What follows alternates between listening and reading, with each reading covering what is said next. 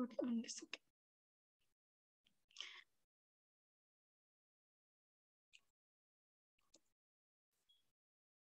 Oke.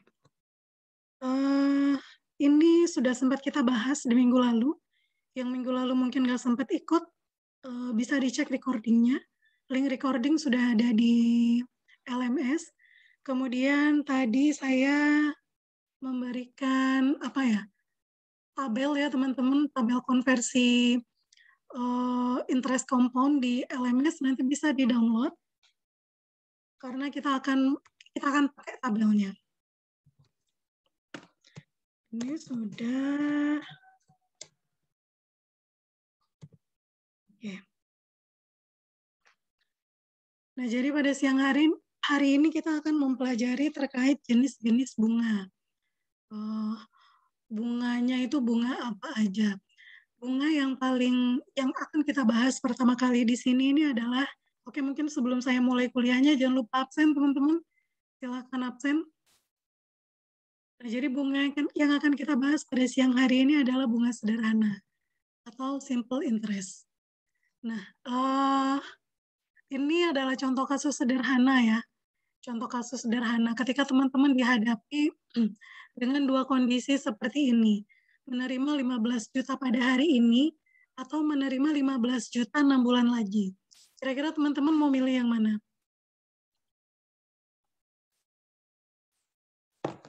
Ada mungkin yang mau menyumbangkan di mata kuliah apa? Oke.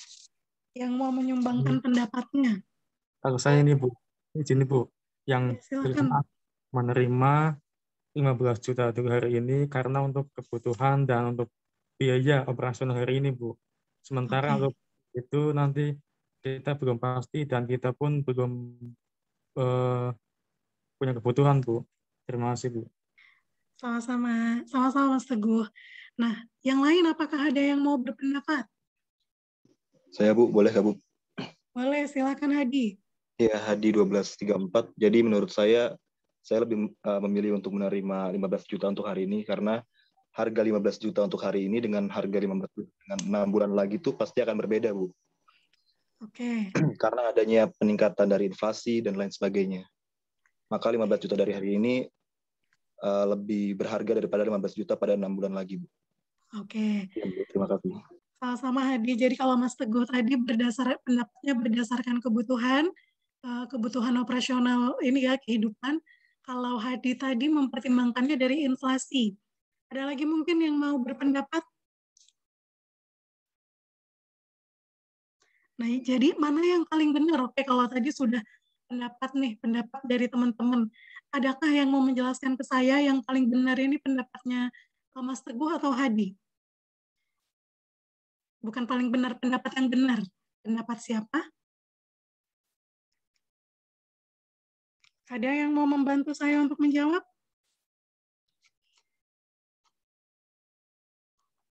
Izin bantu jawab, Bu. Oke, silakan Kevin. Iya, kalau dari saya mungkin lebih memilih alasan yang diberikan Hadi, Bu. Karena? Karena memang benar, Bu.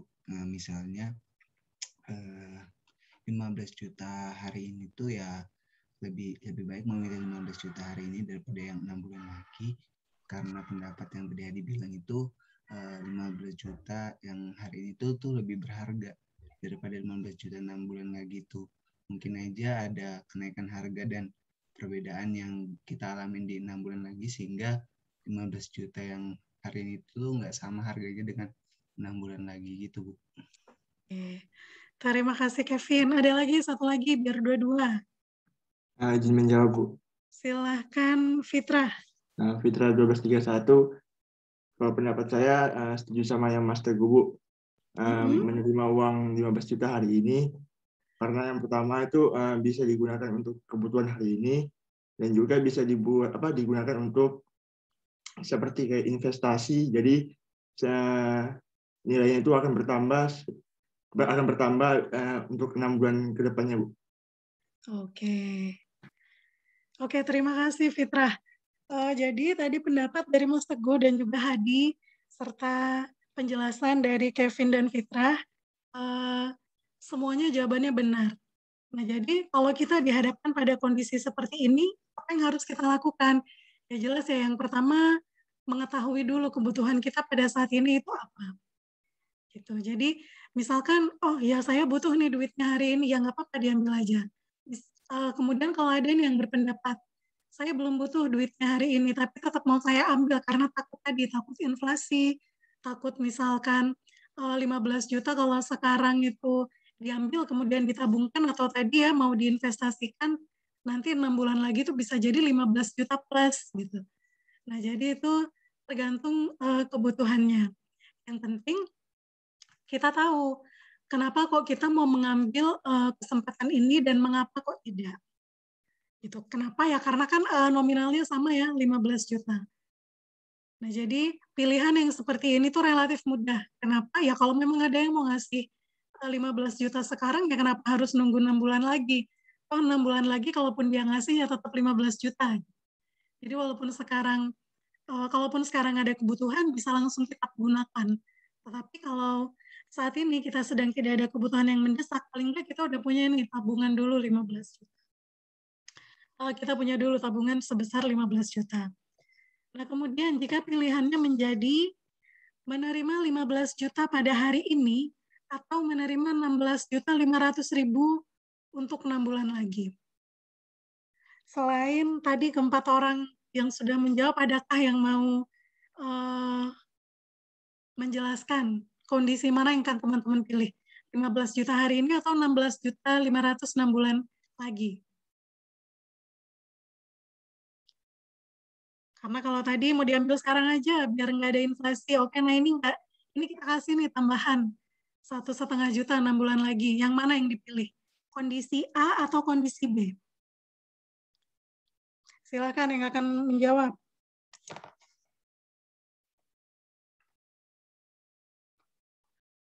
Ada? Ada, Bu. Oke, Deden, silakan. Sebenarnya ini tadi udah Ibu bahas sebelumnya kalau ini tuh tergantung dari skala prioritas kita. Kalau misalnya kita butuhnya sekarang, jadi mungkin kita bisa ngambil yang 15 juta hari ini, tapi kalau misalnya kita masih terpenuhi kebutuhannya, jadi mending uangnya itu ditabung dulu, terus 6 bulan lagi mungkin bisa berbunga lebih gitu, Bu. Oke. Terima kasih. Terima kasih, Deden. Iya, Irwan, silakan. Irwan Rahmadani 1239. Saya mendukung jawabannya dari Deden, Bu. Di sini kalau dari saya sendiri memandangnya dari entrepreneur, di mana kalau dari entrepreneur sendiri 15 juta ini bisa dijadikan modal. Nanti 15 juta ini akan berkembang misal 20 juta hingga limitnya melebihi dari 16.500.000 ini, Bu. Jadi seperti itu, Bu. Oke. Terima kasih jawaban Deden dan Irwan. Kemudian kalau saya kasih batasan nih, mau menerima hari ini 15 juta atau mau menerima 6 bulan lagi sebesar 16.500.000, tetapi kita mengabaikan apakah kita butuh atau tidak. Anggapnya kita lagi nggak butuh. Saya lagi nggak butuh duit. Kebutuhan saya saat ini sampai 1 tahun ke depan sudah tercukupi. Tapi ada nih yang mau menawarkan proyek lah ya, menawarkan proyek. Saya kasih 15 juta pada hari ini, atau 16.500.000 pada 6 bulan lagi. Jadi sekarang kondisinya ya tinggal kita mau menerima duit yang mana dan alasannya apa. Adakah yang mau menjawab? Saya boleh jawab, Kak, Bu. Oke, Sekar dulu ya. Iya, Bu, yuk. Oke. Oke, Bu. Sekar 1276. Kalau dibilang menerima 15 juta hari ini atau menerima 16 juta 500 6 bulan lagi, saya lebih milih nerima 15 juta hari ini. Kenapa? Karena kan itu cuman bedanya 1,5 juta ya dalam 6 bulan.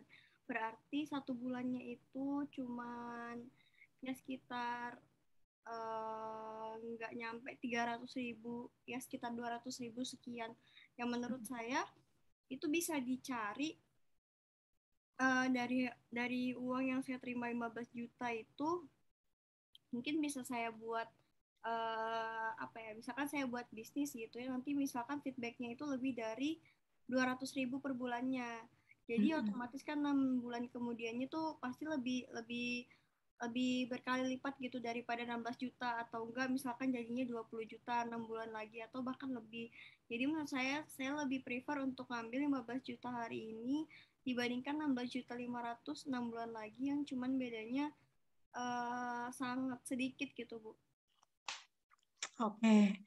Oke, terima kasih Sekar. Tadi siapa? Ada lagi yang mau jawab? Satu orang lagi? Saya, Bu. Boleh Kak, Bu? Oke, silakan Hadi lagi ya. Iya, Bu. Iya, gimana Hadi? Jadi kalau saya kasih pilihan seperti ini, Bu, karena kebutuhan juga udah cukup, saya milih yang menerima 16.500.000, Bu. Dalam 6 bulan lagi. Karena itu kenaikannya 10%. Berarti dalam 6 bulan kenaikannya 10%, Bu. Sedangkan inflasi aja kenaikannya 3,5% per tahunnya kalau misalnya normal.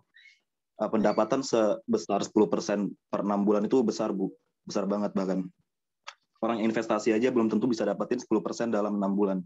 Maka dari itu pilihan saya adalah yang kedua, Bu. Yang B. Nah, oke. Nah, jadi tadi kita sudah mendengar banyak sekali ini ya pendapat. Ini kalau saya catat ada 1, 2, 3, ada 7. Ada 7 teman-teman yang mengutarakan pendapatnya itu seperti apa. Nah, ketika kita belajar terkait ekonomi ya, terkait finansial, banyak sekali teori yang mengikuti di belakangnya. Jadi teorinya tuh banyak banget. Tapi ketika kita mengaplikasikannya itu opsi mana nih yang harus kita pilih gitu. Dalam pengaplikasian dalam pengaplikasian manajemen finansial di kehidupan sehari-hari. Jadi ya opsinya adalah disesuaikan dengan kebutuhan teman-teman. Tapi kalau kayak tadi misalkan tidak ada kita sedang tidak ada kebutuhan, kita tidak ada hal yang mendesak, semua sudah tercukupi. Jadi uang ini tuh kayaknya kayak uang rezeki berlebih gitu. Kayak ya kalau kita dapat syukur, kalaupun nggak dapat ya nggak apa-apa sebetulnya. Tidak ada aset yang berkurang, tidak ada tidak ada cash yang berkurang juga dalam kepemilikan kita. Nah, jadi kalau tadi Sekar katanya diambil aja deh sekarang, diputar sendiri duitnya. Jadi diputarnya ini macam-macam ya, mungkin sebagian mau buat jualan, buat modal gitu, sebagian lagi mau dibuatkan portofolio. Kalau menurut Hadi tadi, ya udahlah ditaruh aja atau bunganya juga gede 10% gitu. Nah, jadi itu dikembalikan lagi disesuaikan dengan kondisinya. Hari ini kita akan mempelajari kondisi-kondisi tersebut gitu. Jadi kalau teman-teman mau beli kendaraan gitu, kendaraan dengan cara mengangsur, kira-kira perilaku angsuran seperti apa yang tidak hanya menguntungkan tetapi juga bisa kita lakukan gitu. Jadi angsurannya pilihannya A, B, C gitu. Setelah dihitung totalnya, motor yang tadinya harganya 30 juta, kalau pakai angsuran A itu jadinya 35 juta.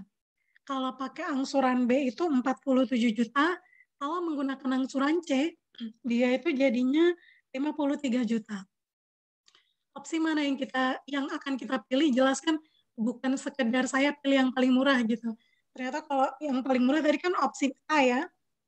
Nah, ternyata kalau kita milih opsi A,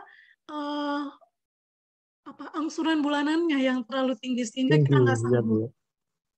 Ya. Nah, jadi itu yang akan kita pelajari di sini.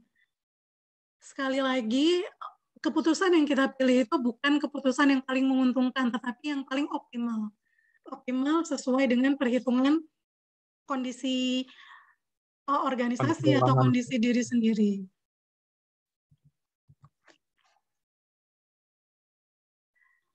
Oke, nah tadi sempat disinggung terkait inflasi. Inflasi itu erat kaitannya dengan time value of money. Jadi adanya perubahan nilai mata uang. Kalau dulu teman-teman beli Salome gitu ya, beli pentol 5.000 udah banyak. Waktu SD mungkin, jangan 5.000, 1.000 mungkin sudah banyak. Sekarang di pale yang sama, di penjual yang sama, dengan produk yang sama, tetapi kita tidak akan mendapatkan jumlah yang sama. Nah, itu berkaitan dengan berubahnya nilai mata uang kita. Nilai tukar rupiah kalau dikaitkan dengan mata uang asing. Tahun lalu dengan tahun ini akan ada yang berbeda, ada yang turun secara signifikan ataupun naik secara signifikan. Nah, jadi hal tersebut dikarenakan timbulnya faktor bunga atau interest akibat adanya perbedaan waktu.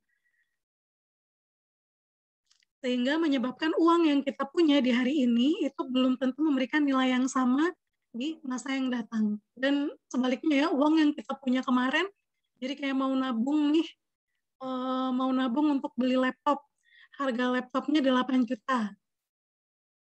Pada tahun 2020 nih ngeceknya. Ternyata duitnya, kalau laptop itu cenderung turun sih harganya.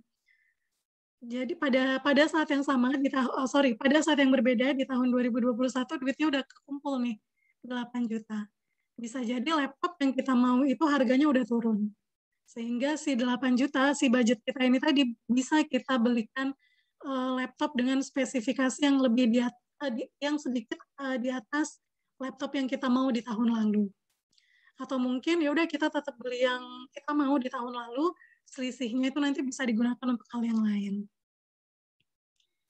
Gitu, sehingga ada perubahan. Makanya belakangan ini sangat gencar sekali dicanangkan smart economic gitu ya.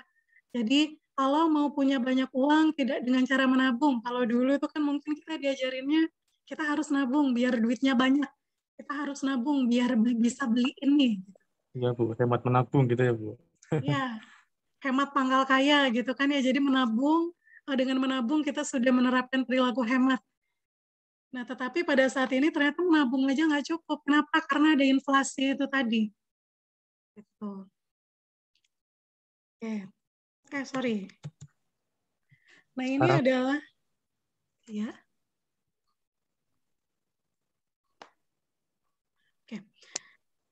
Ini adalah bunga sederhana. Kalau teman-teman cek di internet ya banyak sekali e-book atau materi-materi yang ada di Google itu namanya simple interest. Bunga sederhana ini adalah sistem perhitungan bunga yang hanya didasarkan atas besarnya pinjaman semula dan bunga periode sebelumnya yang belum dibayar. Rumusnya ini, sistem bunga sederhana sama dengan I besar sama dengan I kecil dikali P dikali M. Ini banyak juga yang ada beberapa literatur yang notasinya berbeda. Jadi I besar yang ada di sini,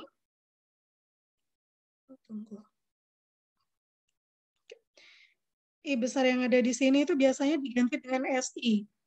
Kemudian interest dikali P dikali N. N ini adalah waktunya. Nah, SI ini atau I ini adalah bunga modal atau simple interest. Nah, sedangkan I kecilnya ini adalah tingkat bunga yang berlaku pada saat kesepakatan tersebut terjadi. Tadi kalau kata Hadi, kalau nggak salah, bunga saat ini per tahunnya itu 3,5% per tahun. Tahun lalu itu kayaknya masih 3%, nggak sampai 3,3, insya Allah, kalau saya nggak salah ya. Tahun lalu itu nggak sampai 3,3, sekarang udah naik 0,2%. Nah, jadi I ini adalah tingkat bunga yang terjadi pada, kalau kesepakatannya tahun ini ya, pada tahun ini, I-nya. Kemudian P ini adalah modal pokok. Modal pokok kalau saya itu menghafalkannya P ini present. Jadi kondisi pada saat ini, uang pada saat ini yang ada berapa? Uang yang saya punya, uang yang mau saya tabung, yang saya miliki pada saat ini. Itu P.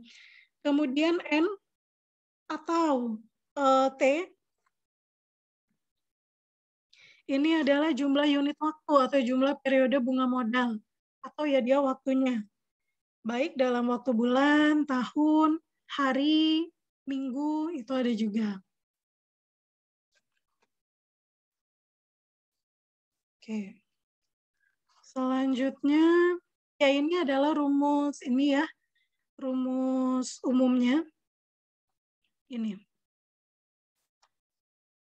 Kemudian, ketika kita ingin mengetahui pinjaman atau jumlah dana pada akhir periode, Jadi misalkan tadi kita mau nyicil motor, harga motornya 35 juta, DP-nya 5 juta. Setelah dihitung, oh nanti kalau nyicilnya 18 bulan, per bulannya 3 juta gitu ya. Berarti kan tinggal kita hitung nih, 3 dikali 18 ditambah DP 5 juta. Itu berapa rupiah? Nah, cara menghitungnya itu juga kita bisa pakai rumus. Di sini F sama dengan P dalam kurung 1 plus I dikali N, di mana F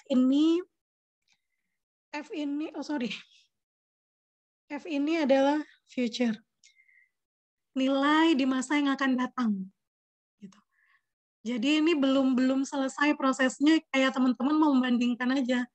Tadi kalau saya pakai cicilan A, pilihan cicilan A, pilihan angsuran A, kira-kira dana saya nanti akan keluar berapa?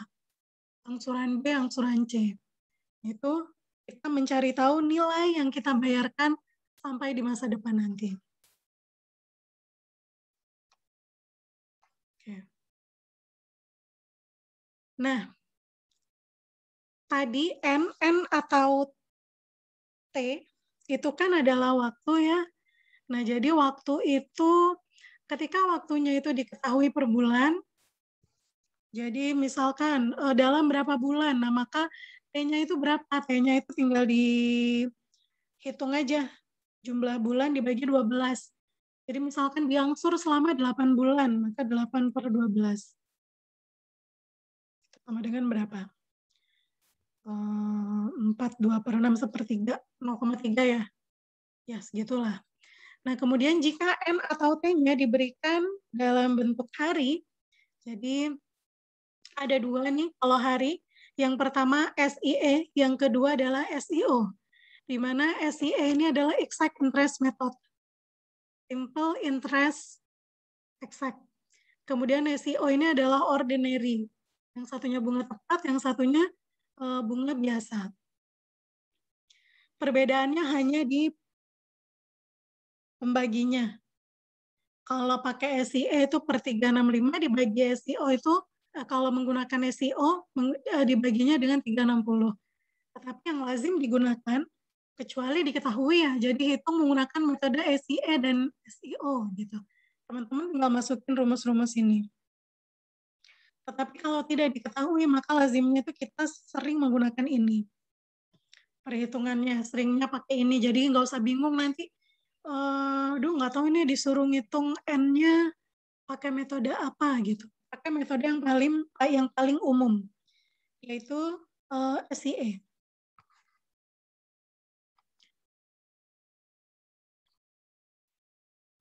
Oke. Nah, ini adalah beberapa contoh dari bunga sederhana. Yang pertama, ini langsung ke contoh soal ya. Jumlah pinjaman pokoknya sebesar 100 juta. Saya pinjam uang 100 juta dengan tingkat bunga modalnya itu 10% per tahun. Dengan tingkat bunga modal 10% per tahun, maka berapa jumlah pinjaman yang harus dibayar di periode ketiga? Nah, karena di sini kita sudah tahu T-nya adalah tahun, maka periode yang ada di sini tuh juga dalam satuan tahun. Ini kalau kita menghitung tanpa rumus, kalau kita menghitungnya tanpa rumus, pakai ya hitungan manual biasa, kita akan menghitung dengan cara yang ada di tabel. Jadi periode 0 atau tahun ke-0 ini adalah tahun pada saat kita meminjam. Jadi ini saya minjamnya di tahun 2021. Maka ini terjadi di tahun 2021, yaitu saya mendapatkan uang. Saya mendapatkan uang sebesar 100 juta. Yang akan saya lunasi dalam 3 tahun, sehingga ada N1 dan berakhir di N3. Kemudian karena bunganya itu per tahun, artinya pada awal ini, di hari saya pinjam ini, saya masih belum dikenai bunga, belum dikenai pembayaran bunga. Dikenainya nanti tahun depan. Apakah bisa bulanan? Bisa. Nanti kalau bulanan ya pakai rumus yang awal tadi ya. Ini saya contohkan yang sederhana dulu. Nah, jadi di periode ke-0, di tahun ke-0 saya dapat pinjaman 100 juta. pinjaman saya tetap 100 juta karena saya belum dikenai beban bunga. Kemudian setelah 1 tahun, di tahun 2022, pinjaman saya masih 100 juta, tetapi sekarang ditambah dengan bunga, yaitu 10%. 10% dari jumlah pinjaman saya. 10% dari 100 juta, yaitu 10 juta. Sehingga total pinjaman saya pada akhir tahun pertama itu adalah 110 juta. Dari 100 juta ditambah bunganya 10 juta. Kalau saya mau melunasi hutang saya ini di tahun pertama, di tahun 2022, artinya saya hanya membayar 110 juta. Nah, sedangkan kalau saya masih belum ada duit nih di 2022 110 juta. Ya udah kalau gitu nambah aja lagi. Nambah masa hutangnya gitu ya. Saya nambah lagi 1 tahun lagi. Sehingga ya tetap beban bunganya akan kena karena beban bunganya itu per tahun. 1 tahun sekali akan dibebankan ke peminjam. Sehingga dari pinjaman saya 100 juta, bunganya ada 10 juta, total pinjamannya 120 juta. Kenapa? Karena bunganya sudah 2 tahun. Bunga di tahun pertama dan bunga di tahun kedua. Begitupun nanti di tahun ketiga ini. Total pinjaman saya menjadi 130 juta. Nah ini perhitungannya ya, jadi jumlah pinjaman di periode 1, 100 juta ditambah bunga 0,1 dikali pinjaman pokoknya 110 juta. Kemudian jumlah pinjaman pada periode 2 tinggal ditambahkan. Dan seterusnya jumlah pinjaman pada periode ke-3. Nah, kalau teman-teman nanti dapat soal, kemudian nanti dapat soal seperti ini dan disuruh ngitung, ini kan karena dia berhentinya di tahun ketiga. Jadinya tabelnya pendek. Gimana kalau saya minta ngitung sampai tahun kalau rumah ini ya, rumah itu kan biasanya panjang tuh masa angsurannya sampai 15 tahun. Sampai tahun ke-15, maka waktu teman-teman mengerjakan hanya akan habis untuk ngerjain tabel ini. Nah, teman-teman bisa nih ngitung pakai rumus. Gitu. Rumusnya ini, jumlah pinjaman pada periode KN. Jadi saya mau pinjam 100 juta pada tahun ini. Bunganya 10%. Saya mau lunasin 3 tahun. Kira-kira nanti di akhir tahun ketiga, berapa total pinjaman saya?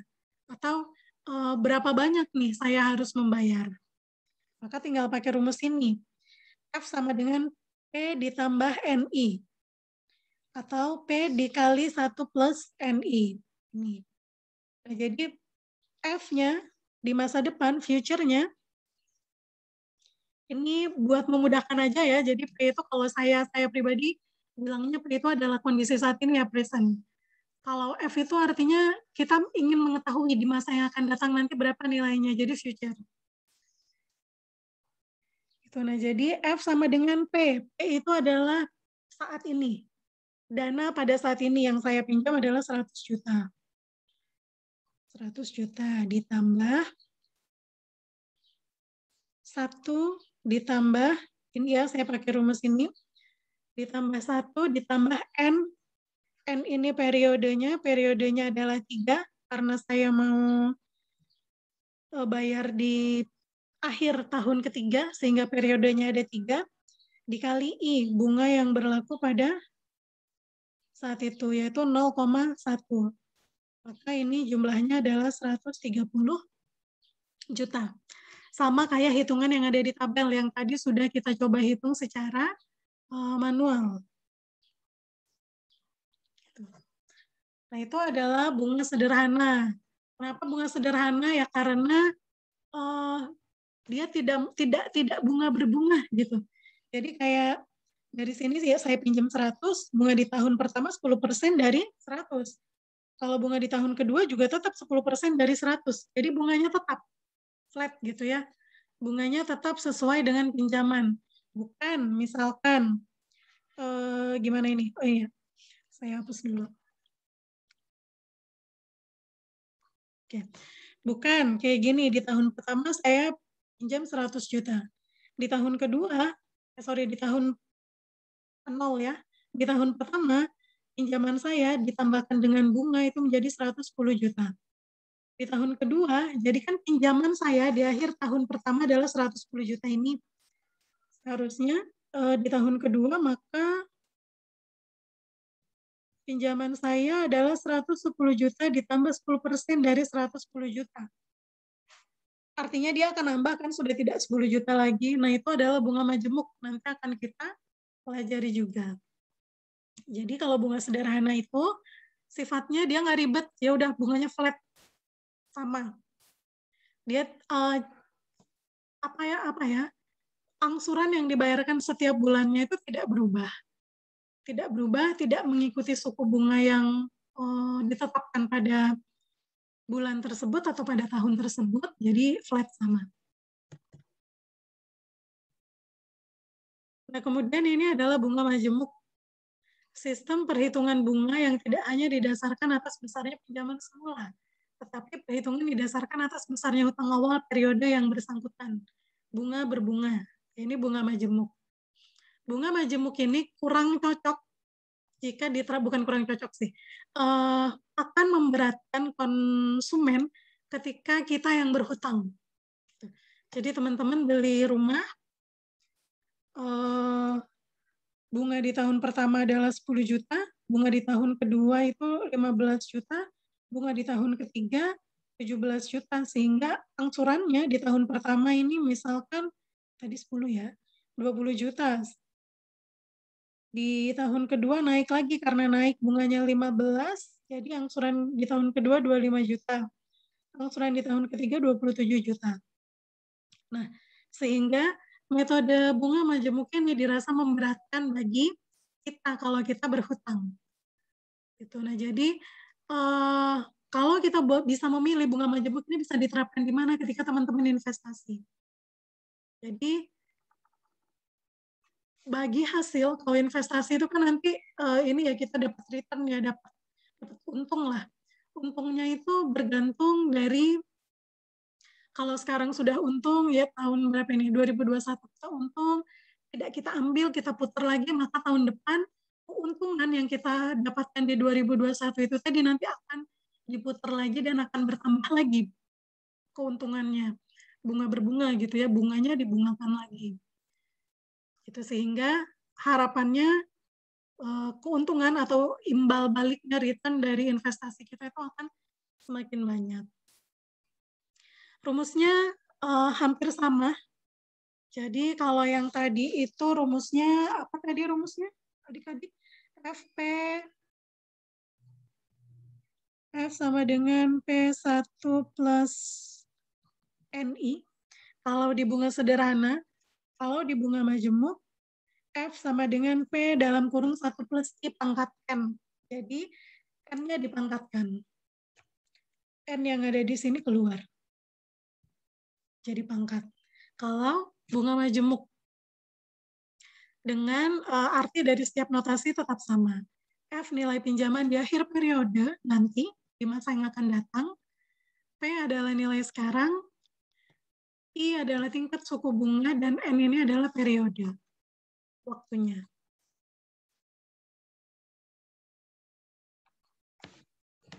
Oke. Nah, ini masih dengan contoh yang sama dengan si bunga sederhana tadi. Kita meminjamnya 100 juta dengan tingkat bunga modalnya 10% per tahun. Maka berapa jumlah pinjaman yang harus dibayarkan di periode ketiga? Nah, ini yang dimaksudkan dengan bunga berbunga. 11 juta ini adalah 10% dari pinjaman di akhir tahun N-1. Nah, jadi kan ini N-nya adalah 2. Maka bunga di tahun kedua itu adalah 10% dari pinjaman akhir tahun N-1. 2 dikurangi 1, yaitu akhir tahun pertama. Terus bunga yang ada di periode ketiga, di tahun yang ketiga, 10% dari pinjaman akhir tahun N-1. Akhir tahun N-1 di sini 3-1. Jadi akhir tahun ke-2. Gitu. Jadi 10%-nya dari ini.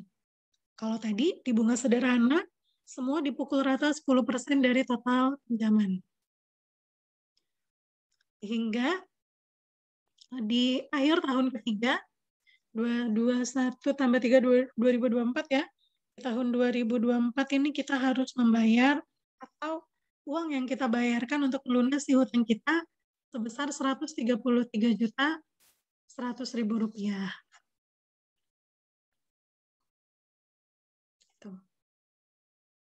Nah, ini perbedaannya. Perbedaan cara perhitungannya. Selain cara perhitungan, yang membedakan itu adalah nilainya. Nilai F-nya beda. Di sini 133.100 rupiah. Kalau bunga sederhana tadi hanya 130 juta. Bedanya 3.100.000 rupiah. Nah, apakah kita bisa memilih kita mau pakai bunga yang mana? Nah, biasanya kalau di kreditur, teman-teman mau kredit apa aja, biasanya kita sih dikasih pilihan. Tetapi kalaupun kita tidak dikasih pilihan, ya kita kan mau nggak mau harus harus menyepakati ketentuan dari si pemberi kredit gitu. Nah, makanya teman-teman ketika ada di kondisi seperti itu, pilihan kita hanya satu. Kita punya knowledge nih, kita punya pengetahuan, kita bisa menghitung ini rasanya tidak perlu ambil mata kuliah ini buat bisa menghitung pasar di akhir tahun hutang tersebut terbayar, saya bayar berapa gitu. Jadi teman-teman punya pilihan untuk oke diterima atau oke kita cari dulu kreditur yang lain. Gitu. Nah, kembali lagi ini disesuaikan dengan kemampuan. Siapa tahu dengan diterapkannya bunga majemuk yang seperti ini, walaupun selisihnya adalah 3.100.000, tetapi di dalamnya ada ada persyaratan atau ada kondisi-kondisi yang memang ini yang paling pas untuk kondisi finansial kita pada saat ini. Atau mungkin ada kondisi-kondisi yang saling menguntungkan. Jadi kayak ini bunganya bunga majemuk, tetapi segala biaya perawatan atau biaya apa gitu tercover. Jadi asuransinya bisa tercover dengan baik. Nah, jadi silahkan dipilih berdasarkan kebutuhan. Kebutuhan itu tidak hanya kondisi ekonomi, tetapi juga berkaitan dengan kondisi mana yang paling pas dengan kita pada saat ini. Kondisi kebutuhan. Gimana? Iya, Bu, sesuai dengan kondisi kebutuhan kita masing-masing ya, Bu. Iya.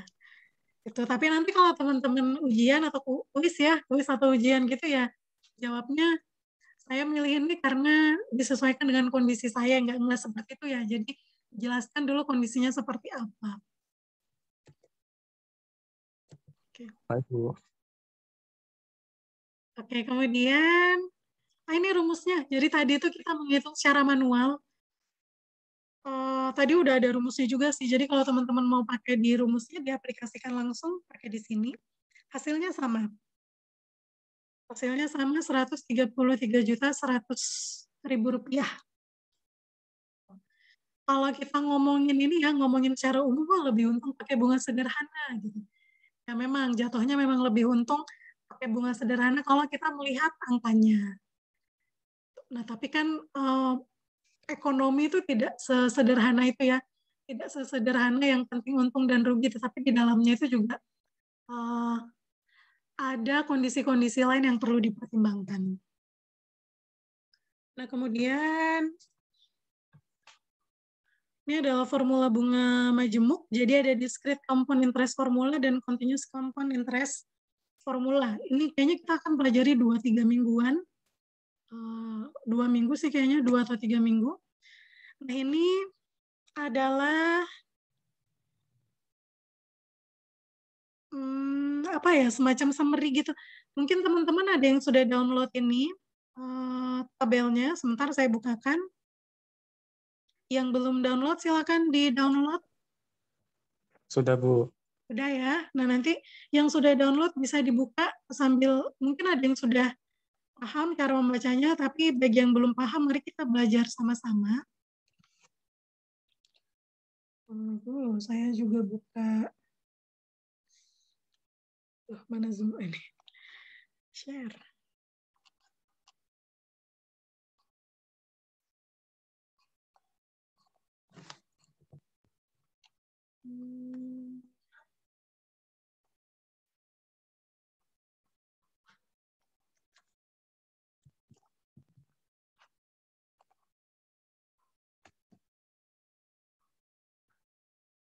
Oke. Nah, ini penampakan tabelnya ya yang ada di sebelah kiri, teman-teman. Tadi kita sudah belajar ini nih, rumus-rumus. Kita udah belajar rumus-rumus ini. Nah, sebetulnya ada juga nih cara yang lebih mudah. Kita nggak perlu menghitung, karena walaupun namanya rumus itu kan untuk memudahkan ya, tapi kan tetap kita perlu untuk menghitung. Nah, kita tinggal bisa kita langsung cek aja di tabel. Tabelnya ini. Ini ada banyak sekali, nanti kita pelajari. Nah, di sini 1 plus I pangkat N ini itu disebut dengan single payment compound amount vector dengan simbol fungsional ini, simbol fungsionalnya F per P. Kenapa simbol fungsionalnya F per P? Karena kalau kita kembalikan ke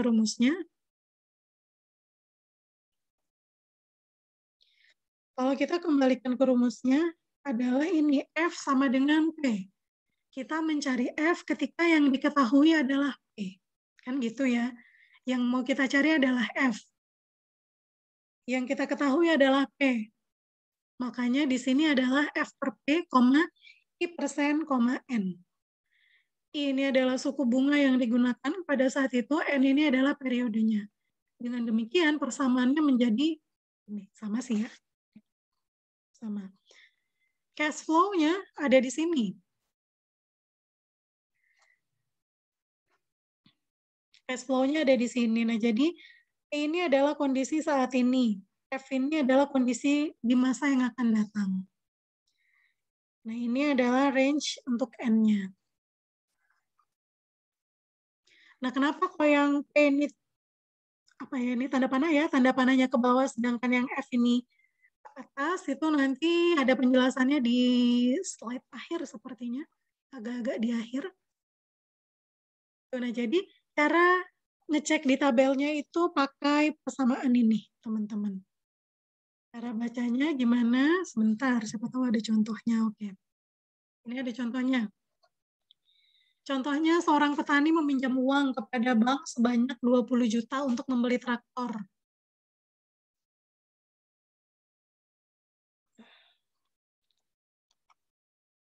Maaf, kepencet.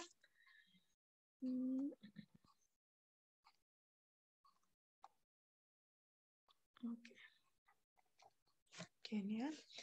Seorang petani meminjam uang kepada bank sebesar 20 juta untuk beli traktor dan akan mengembalikan pinjaman tersebut setelah 8 musim panen. Jika berlaku bunga 10%, maka berapa jumlah uang yang harus dibayarkan di akhir musim panen ke-8? Itu jawabannya tolong diabaikan dulu. Nah, jadi di sini kan teman-teman harus tahu ini yang diketahui apa, yang ditanyakan apa. Gitu. Nah, kita berangkat dari yang ditanyakan deh di akhir. Maka berapa jumlah uang yang harus dibayarkan di akhir musim panen? Nah, artinya ini kan nanti ya, uang yang nanti dibayarkan itu berapa? Nah, karena kita mau cari uang yang kita bayarkan di masa depan, maka yang ditanyakan jelas F. F-nya berapa? Dan kita tinggal cari yang diketahui. Kalau rumus F tadi, nah ini sudah ada rumusnya di sini, P dikali 1 plus I pangkat N. Artinya teman-teman harus punya P, nilai pada saat ini, punya I, dan juga punya N. Ada nggak di soal? Ada ya? Nah, jadi seorang petani pinjam uang 20 juta. Artinya 20 juta ini adalah P-nya. Kenapa? Karena ini uang yang ada pada saat ini. Terlepas ini ya, ini sudut pandangnya mau kita yang meminjamkan, mau kita yang memberi pinjaman, pokoknya uang yang tersedia pada saat ini itu adalah P. Gitu. Dan akan mengembalikan pinjaman tersebut setelah 8 musim panen. Artinya 8 musim panen ini N atau T-nya. Akhirannya apa? Apakah ini bulan, tahun? Tidak ada akhirannya ternyata di sini kalau kita baca soalnya secara keseluruhan ya, hanya dijelaskan musim panen. Jika berlaku bunga 10%, maka ini I-nya. Udah ketemu nih semuanya.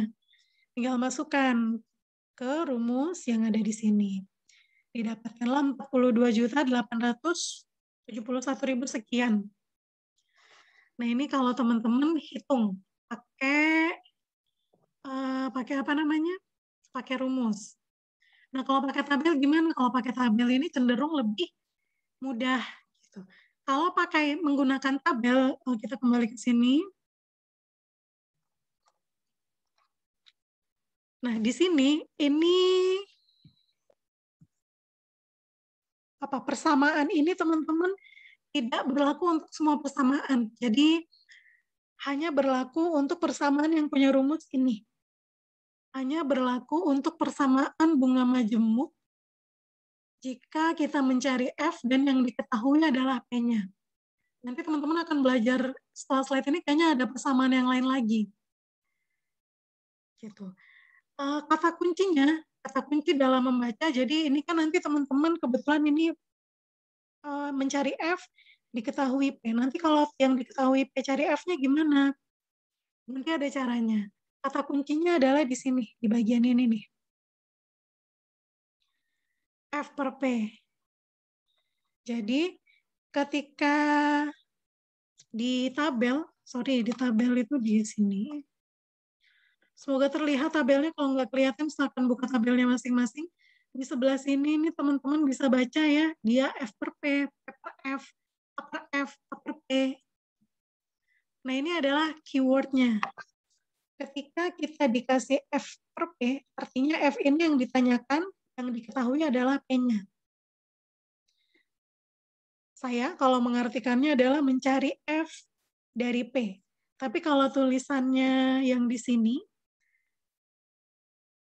ya P per F saya mengartikannya biar gampang aja sih. Mencari P melalui F. Teman-teman mau mengartikannya gimana ya, silakan dicari. Istilah yang paling nyaman itu seperti apa. Yang jelas kalau dia ada di belakang, di bawah ya F per P, penyebut. Kalau dia ada di penyebut, artinya dia yang diketahui. Yang ada di pembilang itu yang ditanyakan. Gitu. Nah, jadi sekali lagi persamaan ini hanya berlaku jika mencari F, jika kita menghitung F yang jika diketahui P. Gimana sih belibetnya, saya mohon maaf. Jadi persamaan ini hanya berlaku ketika kita mau menghitung F jika yang diketahui hanya P-nya. Gitu ya. Nah, dari sini yang kita lihat kalau kita mau menghitung ini adalah cari F per P sih. Nih, F per P. Nah, tinggal dicari F per P-nya. Find F given P, gitu ya. Menemukan F jika yang kita ketahui adalah P-nya. Nah, kemudian sudah nih, berarti yang diperhatikan adalah kolom ini aja, kolom yang pertama ya. Kolom yang di sini. Karena F per P. Kemudian I%. I%-nya dilihat dari mana? Dari sini. Itu 1/4%, 0,25%. Artinya kalau kita menggunakan bunga 10%, kita scroll ke bawah sampai ketemu yang ininya 10%. Kemudian terakhir N. N ini tadi apa? Ini ya, jumlah faktornya, waktunya. Berapa kali. N itu ada di sini. Gitu. Nah, jadi kalau dari soal ini, saya hapus dulu. Kalau dari soal ini, kita mencari F per P dengan I-nya 10%. Maka cari nih, scroll ke bawah sampai 10%. Di sini ada banyak, ini ada setengah, ada 3/4, ada 1%, berarti 10% ini masih di bawah. Nah ini. Ketemu ya, 10%. Ada di halaman 20 kalau teman-teman juga lagi buka. 10%. Sudah ketemu tabelnya, ini sama kayak teman-teman baca tabel statistik. Hampir mirip. Nah, jadi cari dulu I-nya. Kalau saya sih paling gampangnya cari dulu I-nya. Kenapa? Karena setiap halaman itu kan tergantung I ya. Jadi cari dulu bunganya berapa. Ternyata bunganya 10%, kemudian yang dicari F per P. F per P itu ada di sini. Di sini.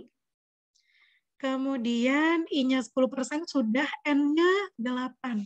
Maka teman-teman cari, ini agak saya zoom aja. Teman-teman cari yang N-nya 8 di sini. Sudah ketemu ya, ini seharusnya sudah ketemu juga. Sebesar 2,144. Artinya apa? Artinya ketika kita sedang mencari F dan yang diketahui adalah P dengan bunga 10% dan N-nya adalah 8 kali, 8 periode, kalau di sini 8 kali musim panen, maka faktor single payment yang kita dapatkan adalah 2,144. Pindahkan ke sini. Dikalikan dengan 20 juta, dia dapat 42.880.000. Bandingkan dengan yang ini, dia hampir sama. Selisihnya tidak banyak. Ini selisihnya kayaknya cuma 9.000, 8.000 ya. 8.300-an. Gitu. Memang tidak pas presisi, tetapi ini akan memudahkan kita dalam memperhitungkan sesuatu. Ngitung kasus-kasus yang ada di bunga majemuk ini. Gitu. Itu untuk membaca tabelnya, nanti silakan dipelajari kembali. Kemudian selanjutnya adalah, nah kalau tadi ini kita mencari F jika yang diketahui P. Sekarang kebalikannya, kita mencari P jika yang diketahui adalah F. Gitu.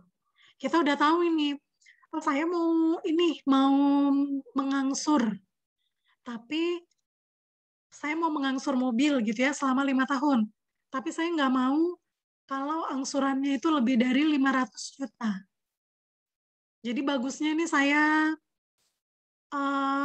nilai pada saat ini saya DP-nya itu berapa banyak. Gitu. Nah, itu bisa dihitung di sini menggunakan rumus ini. Jadi ini rumus reversible rumus dari yang tadi. Kalau tadi itu kan F sama dengan P dikali I plus 1 plus I pangkat N. Nah, kalau sekarang F dikali 1 per 1 plus I pangkat N. Ini kalau teman-teman kan udah diajarin ini ya, berarti diajarin pakai rumus, diajarin ngitung manual, yang tadi pakai tabel-tabel, pakai Excel, kalau memang mau ngitung manual, diajarin pakai rumus dan juga diajarin pakai tabel. Kalau nanti nemu kasus terus nggak ada ini, tidak diminta diselesaikan dengan cara yang mana, bebas saja. Kalau memang mau waktunya agak panjang gitu ya, suka menghitung ya silahkan pakai yang rumus atau pakai cara yang tabel. Tapi kalau mau ya udahlah, yang penting selesai, nanti di akhir waktu tinggal koreksi ya, ini bisa dimanfaatkan tabel konversinya. Nah, ini adalah rumusnya. Dari rumus ini didapatkan persamaan seperti ini. Jadi, kalau tadi itu kan F per P, I persen, N. Hilang N-nya. N, kalau sekarang dibalik. P per F. 1%, N. Jadi, mencari P jika yang diketahui adalah F dan ini persamaannya. Gitu. Kita langsung ke contoh soalnya. Oke. Nah, ini contoh kasusnya, seorang petani ingin membeli traktor, ini masih dengan contoh soal yang sama. Dia ingin beli traktor seharga 20 juta pada 8 tahun yang akan datang. Ini mohon menjadi catatan, kita mengabaikan inflasi dulu di kasus yang ini. Jadi kita udah tahu harga traktornya itu 20 juta. Saya mau beli 8 tahun lagi. Ya pasti akan ada inflasi, tapi kita abaikan dulu. Nah, jika berlaku bunga 10%, maka berapa jumlah uang yang harus saya tabung pada saat ini? Jika iya, berapa jumlah uang yang harus ditabungkan oleh si petani pada saat ini? Ini kalau mau pakai rumus, sedangkan yang di sebelah kanan ini kalau menggunakan tabel konversi. Jadi ini masih sama, I-nya 10%, N-nya juga masih 8. Yang beda apa? Yang beda adalah yang dicari. Sekarang kita mencari present worth factor. Mencari P ketika yang diketahui adalah F atau P per F ini. Jadi ketika dia di 8 ini nilai faktornya adalah 0,4665. Tinggal dikalikan aja. Jadi hasilnya pun kurang lebih sama. Selisihnya nggak terlalu banyak. Yang perlu dijadikan garis bawah ya. Yang perlu digaris bawahi kalau di sini hasilnya 9330, tetapi di sini teman-teman dapatnya 9.800. Nah itu harus dicek mana yang salah. Gitu. Atau mungkin pada soal dimintanya menggunakan rumus. Kan kalau rumus itu perhitungannya berarti kan sedikit lebih rumit ya. Karena kalau kita menggunakan tabel konversi kan kita cuma mencari terus dihitung aja dua variabel tok yang dihitung. Kalau ini kan cukup banyak. Terus teman-teman mau mencocokkan karena dimintanya menghitung dengan rumus, cocokkan dulu lah pakai tabel konversi. Kalau hasilnya kurang lebih sama ya berarti benar. Itu juga bisa. Tuh. Nah, ini adalah cash flow diagram.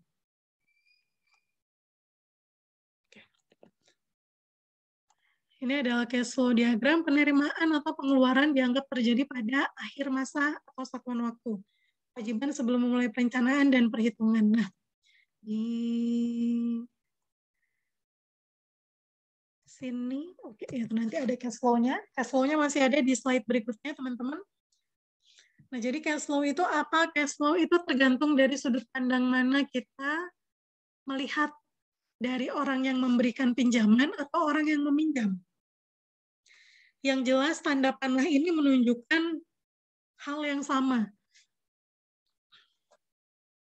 Jadi, ini kan periodenya ya, ini N. Ketika kita punya tanda panah ke bawah, artinya ini uang yang kita keluarkan. Uang yang keluar. Sedangkan kalau tanda panahnya ke atas, ini adalah uang yang kita dapatkan. Uang yang kita terima. Gitu. Jadi kalau teman-teman pinjam duit nih ya, pinjam duit, maka cash flow-nya itu akan bentuknya seperti ini. Kita dapat dulu duitnya, terus kita bayar. Bayar tahun pertama, tahun kedua, tahun ke-N. Tetapi kalau kita yang meminjamkan uang, maka cash flow kita akan turun dulu nih. Saya pinjemin dulu nih, 1 juta gitu. Kemudian selama 1 minggu akan naik lagi.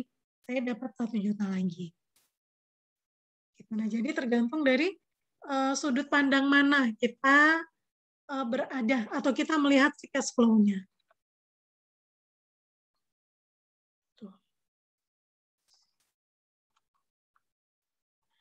Kemudian ini adalah terkait ekivalensi. Ekivalensi itu adalah alternatif atau cara pembayaran yang dapat kita pilih, yang tersedia. Ada ini ya, ada 5.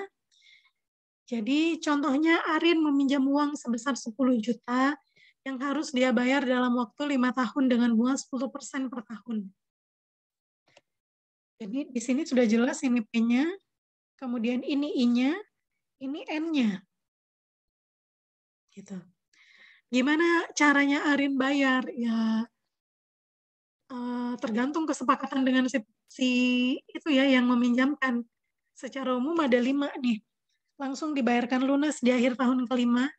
Jadi di tahun 1 sampai 4 itu terserah uangnya adakah, uangnya nggak adakah, nggak usah dibayar dulu. Nanti di akhir tahun kelima aja baru dibayar. Yang kedua, bayar bunga pada tahun 1 sampai 4. Jadi 1 sampai 4 itu bayar bunga, ini kalau 10% kan sejuta ya. Nah, jadi selama 4 tahun itu bayar bunganya aja.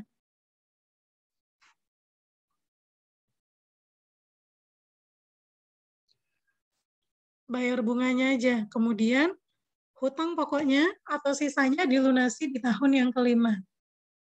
Kemudian dibayarkan rutin per tahun dengan bunganya. Jadi dibayarkan rutin per tahun ini disamakan. Kalau tadi Arin pinjam uang 10 juta, kalau dibagi 5 itu kan 2 juta ya, berarti Arin bayar 2 juta per tahun plus bunga. Kemudian yang keempat, membayar angsuran yang besarnya sama per tahun. Yang terakhir, membayar sesukanya asal dilunasi di tahun yang kelima. Nah, jadi mau pilih yang mana si Arin itu tergantung kesepakatan Arin dengan si yang meminjamkan. Kita belajar aja cara menghitungnya dari masing-masing alternatif ini seperti apa.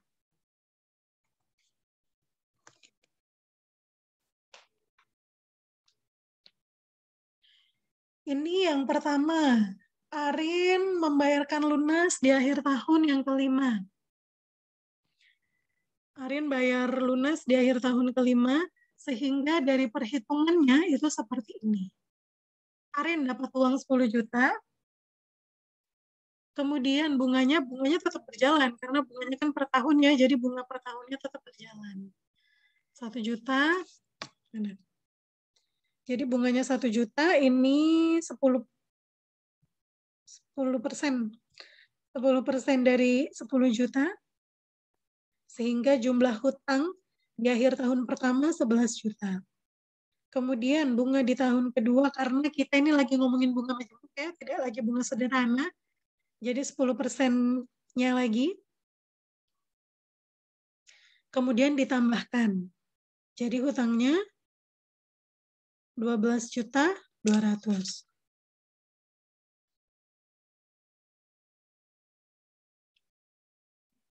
Ditambahkannya dari mana?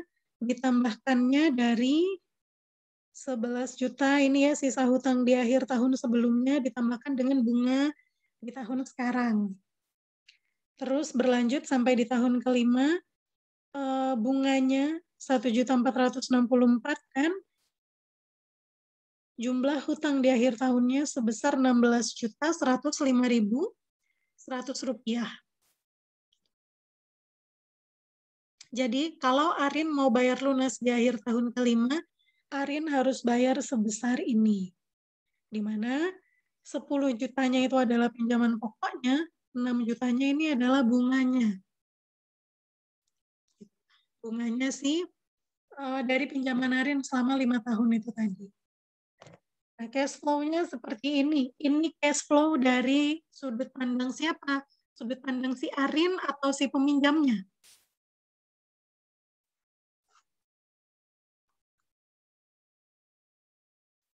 Dari Arin ya. Karena kan tadi kalau panahnya ke atas ini artinya kita mendapatkan pemasukan. Kalau panahnya ke bawah ini kita harus mengeluarkan. Gitu. Nah, karena 10 juta ini kita dapatkan, artinya kita jadi si peminjam. Sudut pandang si yang meminjamkan, jadi Arin ini misalkan pinjamnya ke Irwan nih, jadi sudut pandangnya Irwan di sini minus 10 juta di tahun ke-0. Tetapi nanti di tahun kelima, Irwan akan dapat 16.105.100 rupiah. Nah ini kalau Arin memilih opsi yang pertama. Bagaimana kalau Arin memilih opsi yang kedua? Yaitu membayarkan bunga, hanya bunganya aja pada tahun 1 sampai 4, dan sisanya dilunasi di tahun ke-5. Bunganya aja, berarti kan dia hanya membayarkan bunga dari pokok pinjaman. Karena dia pinjam selama 5 tahun, artinya bunganya ya bunga yang dibebankan itu ya bunga dari tahun pertama sampai tahun kelima. 10%-nya adalah 1 juta, sehingga bunganya 1 juta. 1 juta terus dari tahun pertama sampai tahun kelima. Kemudian sisanya dia lunasi di tahun berapa tadi? Oh, kelima ini ya soalnya. Sisanya dilunasi di tahun kelima. Nah, maka kalau di total, Arin harus bayar 11, 1, 2, 3, 4 ya. Arin harus bayar 15 juta rupiah. Ini cash flow dari Arin. Jadi Arin di tahun ke-0 dapat duit 10 juta. Di tahun ke-0 ini Arin dapat duit 10 juta. Kemudian setiap tahunnya Arin harus bayar bunga. Nah, kenapa kok kalau tadi kita lihat di slide sebelumnya, di sini bunganya itu kan bunga majemuk ya, nambah terus dari sisa hutang yang terakhir. Di sini bunganya flat, bunganya sama. Apa yang terjadi? Kenapa kok di sini bunganya sama? Adakah yang bisa membantu menjawab? Salah nggak apa-apa, nanti kita diskusi bareng. Ada?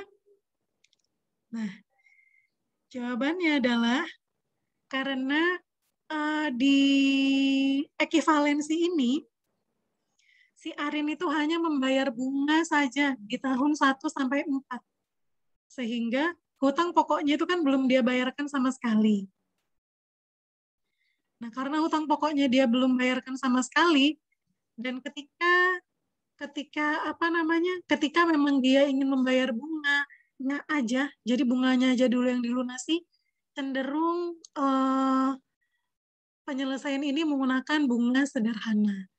Jadi dilunasi dulu bunganya biar lebih ringan, baru nanti pokoknya.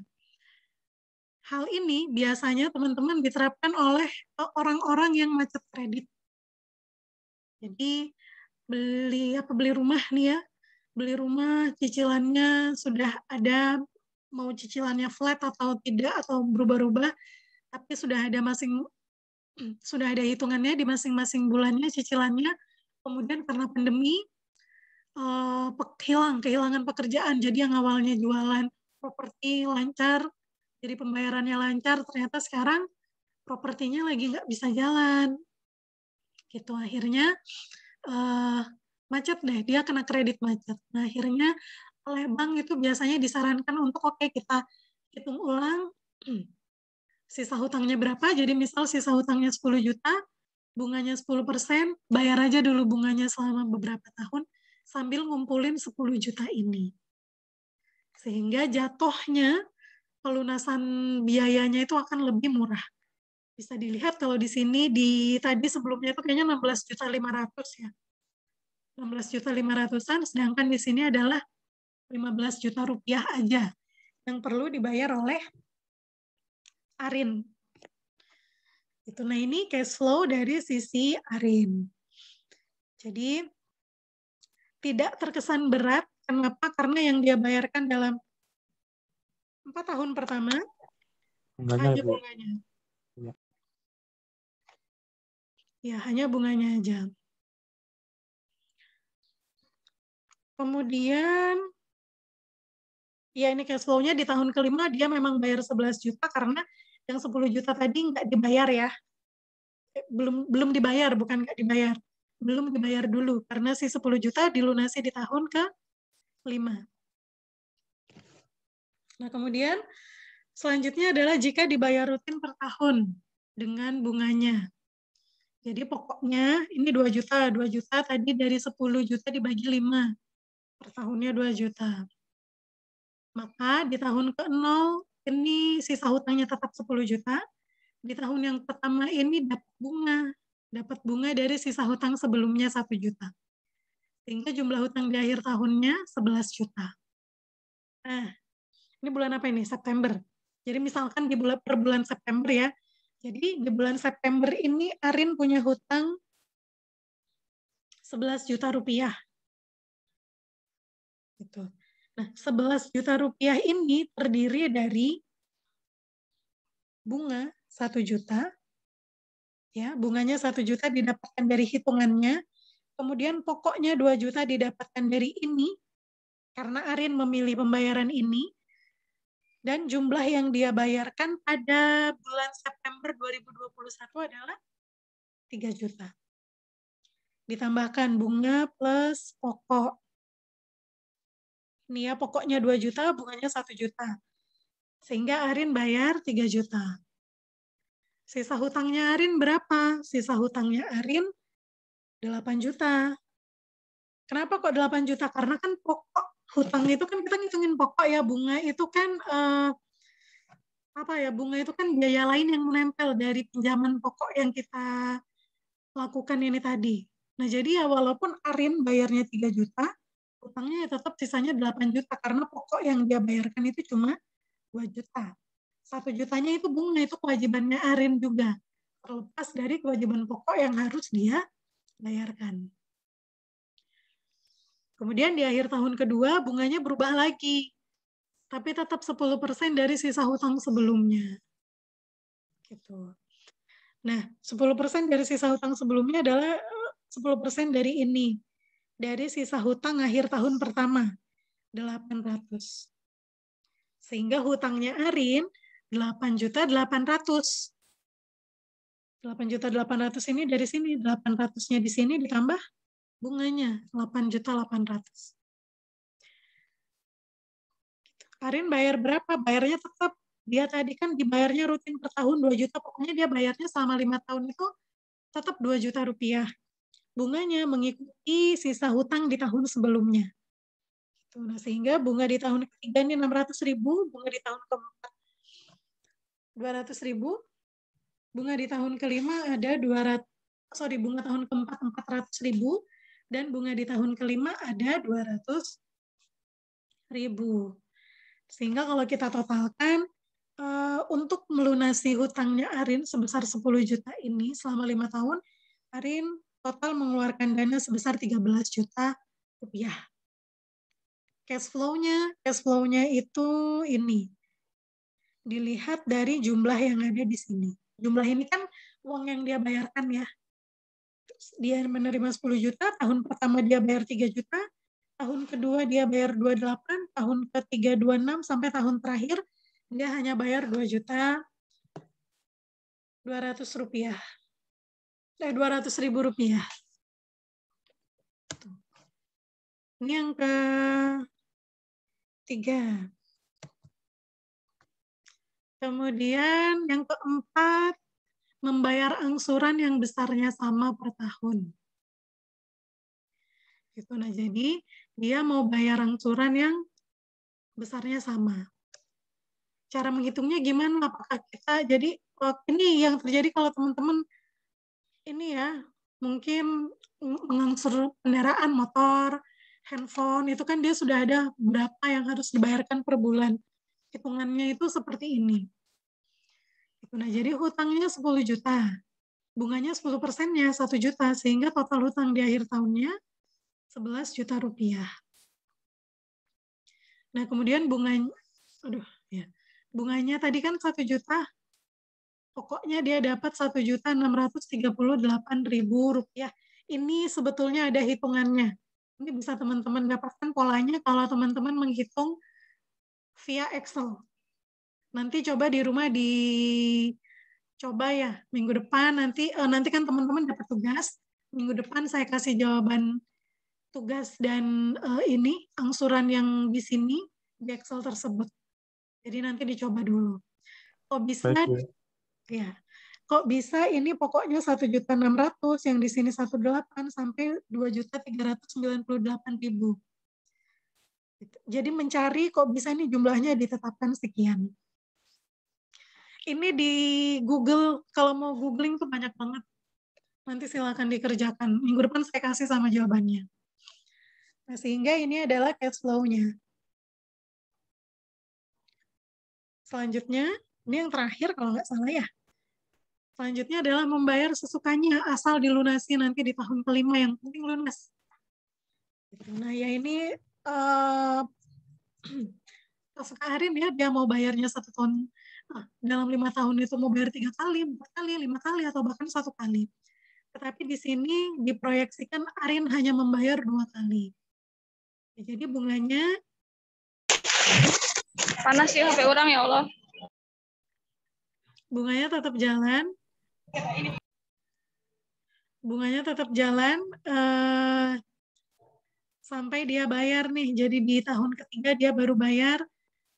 Di tahun ketiga ini bunganya ada 3.310 penjumlahan dari ini. Penjumlahan dari bunga pertama sampai bunga ketiga. Kemudian ditambah pokoknya 1.690 sehingga dia bayarnya 5 juta. Pokoknya ini dari mana? Nah, kalau ini lebih mudah lagi kita memahaminya ya. Si Arin ini mau bayarnya yang penting lunas dalam waktu 5 tahun. Dia baru punya duit di tahun ketiga. Di tahun ketiga saya punya duit 5 juta. Jadi ya udahlah itu aja yang mau saya bayarkan semua. Atau mungkin saya punyanya duitnya 5.500.000. Saya mau pakai bayar. Dihitung dulu bunganya. Oh ternyata di tahun ketiga ini bisa kok pas 5 juta. Jadi selisih 500 lumayan buat makan bakso. Gitu.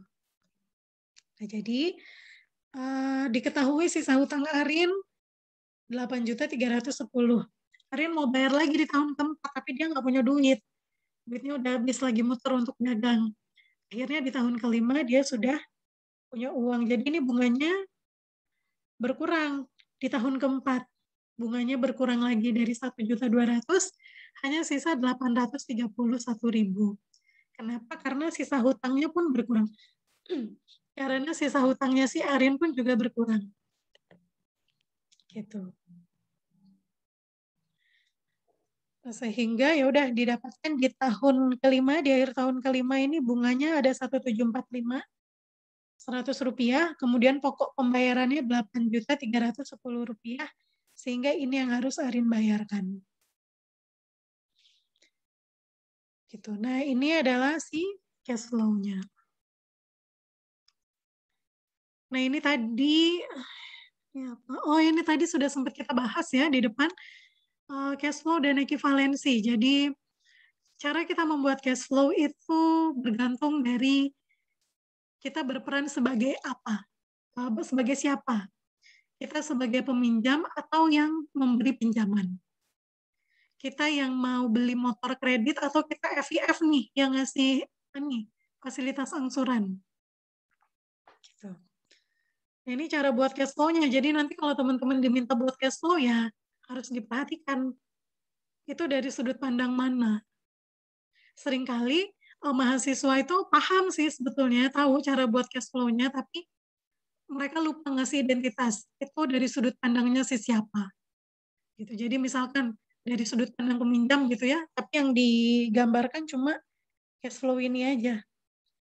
Nah, kalau ngoreksi kan bingung nih, kalau konfirmasi, oh ya Bu itu dari peminjam, nah itu kan jadi bikin suzon ya, ini beneran dari peminjam atau baru ingat gitu. Nah, jadi lebih baik disampaikan atau ditulis, dijelaskan ketika teman-teman menulis. Dan oleh karena itu perlu diidentifikasi. Oke, ini tugasnya. Ini tugas untuk ini ya, mata kuliah minggu lalu, minggu ini alhamdulillah tidak ada tugas teman-teman.